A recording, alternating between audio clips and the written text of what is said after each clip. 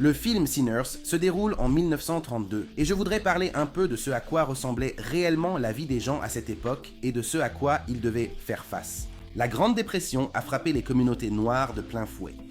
Dans de nombreuses villes du Sud, le taux de chômage des Noirs dépasse 50%. La NAACP poursuit ses actions en justice contre la ségrégation scolaire et les lynchages.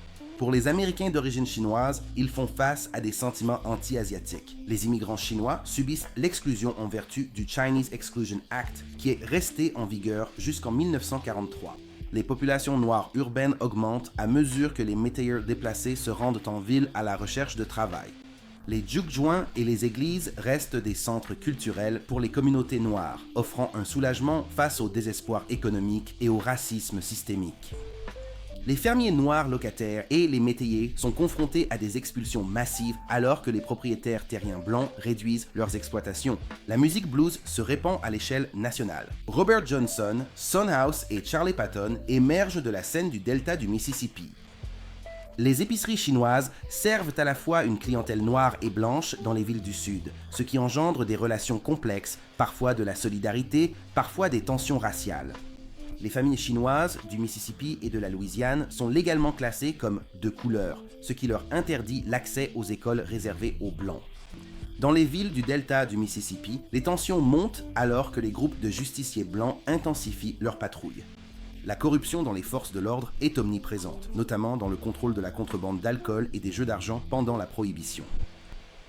Le procès des Scottsboro Boys, arrêté en 1931, fait la une des journaux nationaux, les appels se poursuivant en 1932, devenant un point focal des débats sur la justice raciale.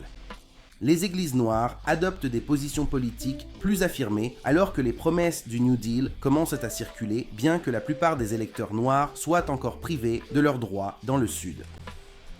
Les jeunes Chinois commencent à former de petits clubs et organisations communautaires pour se préparer à une vie au-delà des rôles économiques ségrégés.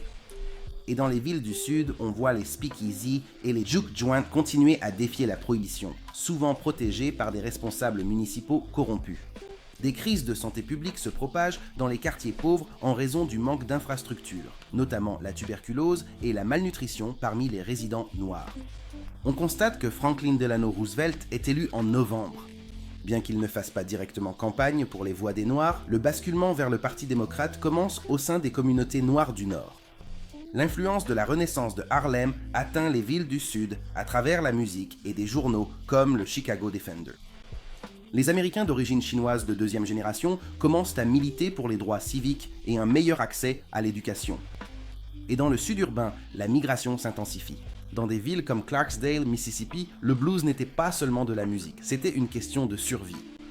Les églises n'étaient pas seulement des lieux spirituels, elles étaient aussi politiques. L'épicier chinois n'était pas seulement un commerçant, il représentait un rare parti neutre dans un monde polarisé. C'est un carrefour de la résilience noire, de l'endurance chinoise et de la transformation du Sud.